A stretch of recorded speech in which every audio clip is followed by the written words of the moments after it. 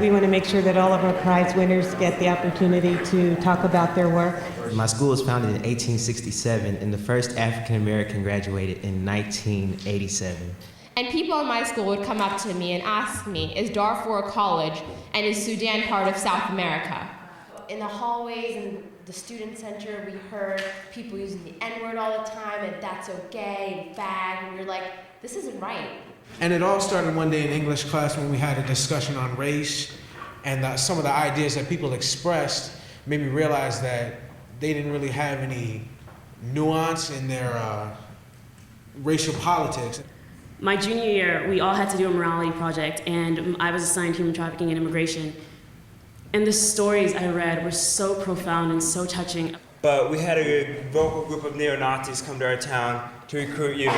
I've experienced many things throughout my life having to do with racism, but that was the straw that really made me, really put me into action. And it was only like a comment here, an act of discrimination there. And then it started to form into a full-blown problem. It's like 70% of my school are a part of gangs. We have a 50% dropout rate from our high school. We have a teenage mothers program in our high school. You cannot walk by our high school. You cannot walk a part of campus if you're wearing a red shirt. I've heard a lot of things like, why do you guys act black? Why do you guys try to be black? And my response is, well, I am black. We're like the most segregated, diverse school in the city, in Chicago. Like, it's crazy.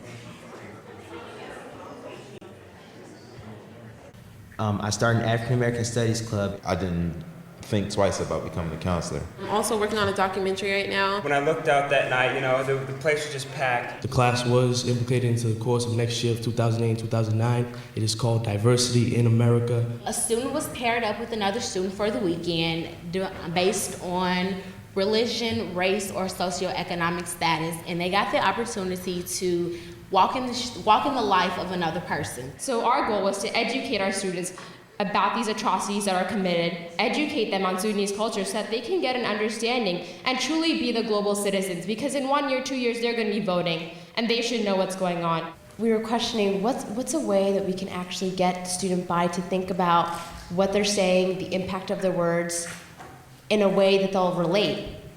And so we came up with the idea of getting a camera and basically going around where all the students hung out and asking them questions. We walked through all the neighborhoods where people have died.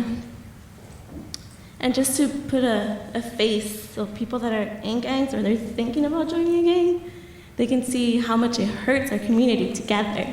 So I wrote a poem. I tried to catalog the racial turbulences that are a large part of our country's history. I sought to make connections. I sought to connect slavery with poverty.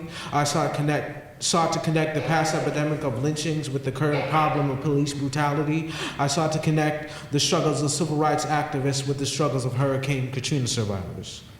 More than that, I ask people to have hope that things can change if we have faith in ourselves and faith in humankind, and more importantly, if we speak up.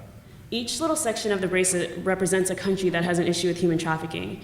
And of course, a bracelet forms a circle to show that this is a problem we all must deal with. I think the only way that we're ever going to solve the race relation problem is when we learn to love and respect one another. I truly believe that diversity and nonviolence is the answer to our political and moral questions of today. I kind of believe that, those who have the ability to take action kind of have the responsibility to take action. And I think any of the other Princeton Prize winners would agree that we really want people to think critically about what they're doing, what they're saying, and address race relations in a very conscious manner. Learning about what everyone else did, puts what I've done into perspective. I really want to thank Princeton Prize for putting on this symposium because it really has these 2 days I will remember for a very, very, very long time.